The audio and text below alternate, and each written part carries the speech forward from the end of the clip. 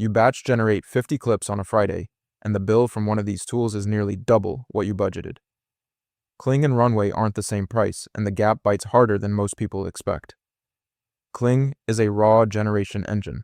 Runway is an editing studio that also generates. The decision comes down to raw speed and value, or bulletproof creative control. Alright, so test 1, output quality. This is the one that costs you the most when you get it wrong, because you only find out your clips look mediocre after you've already burned through credits. The community-run video arena has thousands of head-to-head votes on this. So let's see what the ELO scores and quality ratings actually say. I pulled the artificial analysis video arena numbers, and Kling 2.5 Turbo sits at ELO 1318 with an 80% quality score, while Runway Gen 4.5 lands at ELO 1300 and 78%. That's a 2-point quality gap from a single community source, so I'd treat it as directional rather than gospel. But Kling also supports 15-second clips versus Runway's 10-second max, which is a real spec difference worth knowing. Now, a 2-point gap on a community leaderboard is slim, and it's all from one source, so I'm not going to call this a massive blowout. Kling holding the number 1 spot consistently, plus the longer clip length, means the quality edge is real enough to call, and that's what frames the win here. Kling takes output quality, sitting at the top of the video arena with an ELO of 1318 and an 80% quality score versus Runway's 1300 and 78%, and that's backed by community votes rather than vendor marketing. Kling goes up 1-0, and Runway's cinematic polish didn't show up in these numbers the way I thought it would. I've spent enough time inside these tools to know that community leaderboards are the first place the real gaps show up, and if the quality difference has ever caught you off guard on a deadline, let me know in the comments. Test 2, generation speed. The number that matters here is 30 seconds versus 45 seconds for a 5-second 720p clip, and if you're running a batch of 200 clips for a campaign, that 15-second gap per clip turns into nearly an extra hour of waiting before you've even factored in the iteration cycles when a clip needs a reshoot. Put these side by side, and here's what you get. Kling 2.5 Turbo generates a 5-second 720p clip in roughly 30 seconds. Runway clocks in at roughly 45 seconds, which is a 33% speed advantage for Kling. Though I should note these come from community-reported setups that weren't identical, so call it directional rather than a controlled benchmark. The caveat is that the testing setups weren't controlled, so the exact numbers could shift a little depending on your account tier. But a 15-second difference per clip is a big enough gap that even if you shave 5 seconds off Runway's time, Kling still wins this one pretty clearly, and that matters a lot once you're running at scale. One of the biggest problems I run into when using AI agents is turning their output into YouTube content I can actually use to market my product. That's why this video is sponsored by Subscriber, a tool that helps business owners connect their AI agents to YouTube and market their products without spending 10 hours every week creating content. You can connect Claude or ChatGPT directly to Subscriber.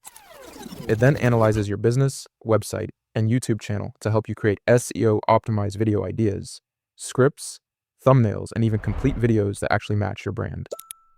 What I like most is that every week, Subscriber gives me a list of high-potential video ideas I can immediately execute, and it can even help edit videos for me, with or without my face, including videos like the one you're watching right now. It's easy to get started, and you can try Subscriber for free using the link in the description below. Now back to the video. Kling takes generation speed, and that puts it 2-0. I went in thinking Runway's Gen 4 speed claims would close the gap more, but the community data says Kling is consistently about a third faster on a standard 5-second clip. Okay, test 3, pricing and credits, and this is where things get kind of interesting because the answer changes depending on how you're paying. At the API level, Runway is a penny cheaper per clip, and at high volume that adds up fast, but on the subscription plans, the credit math flips completely, so let's walk through each tier. When I ran the numbers, Runway's API is 0.05 per 5-second clip versus Kling's 0.06, so Runway is 20% cheaper per clip at the API level, but on the standard plan, Kling gives you 960 credits for $10, while Runway gives you 625 for $12, and Kling's Pro plan is the real standout at 3,000 e-credits for $35 versus Runway's 625 credits for 15 wins. Runway takes pricing because its API rate is cheaper per clip and its unlimited plan is $4 less per month at $95, making it the better pick for pure API scale work, and that brings the score to Kling 2, Runway 1, Runway's subscription value looked weak on paper going in, so I didn't see this one coming.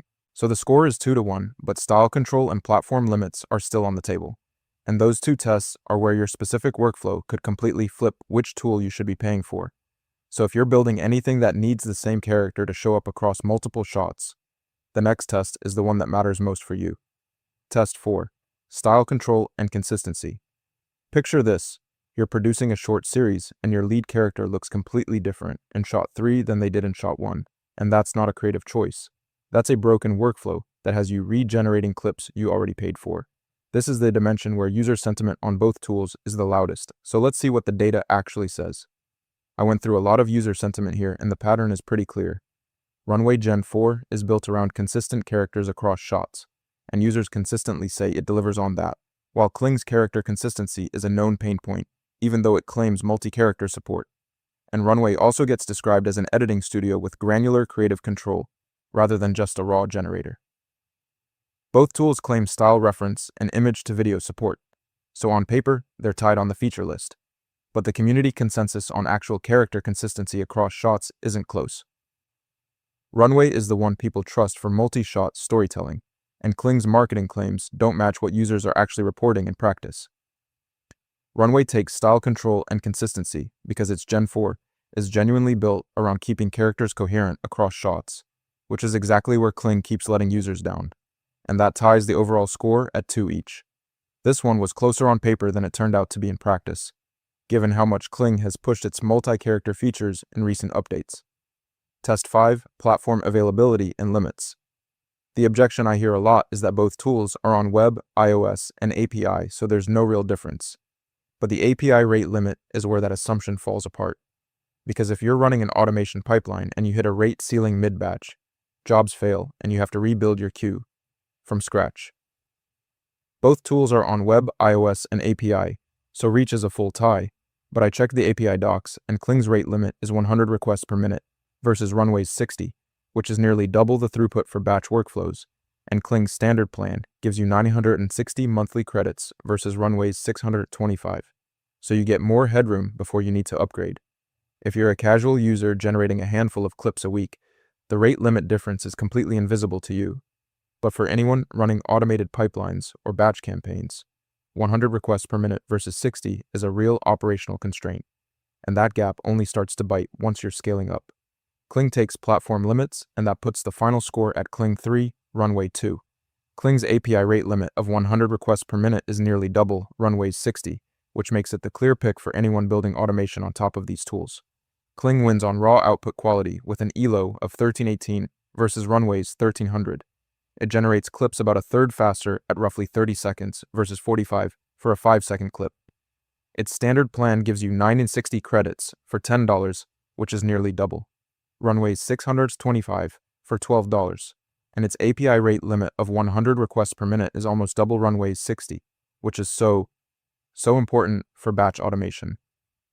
Runway wins on API cost at 0.05 per 5-second clip, so at pure API scale, it's 20% cheaper per clip than Kling. Its Gen 4 is genuinely built for consistent characters across shots, which is where Kling keeps falling short in practice, and its unlimited plan is $4 cheaper per month at $95 with the granular creative control of an editing studio rather than just a raw generator. If you need raw speed, more credits per dollar, and the best output quality right now, Kling is the pick.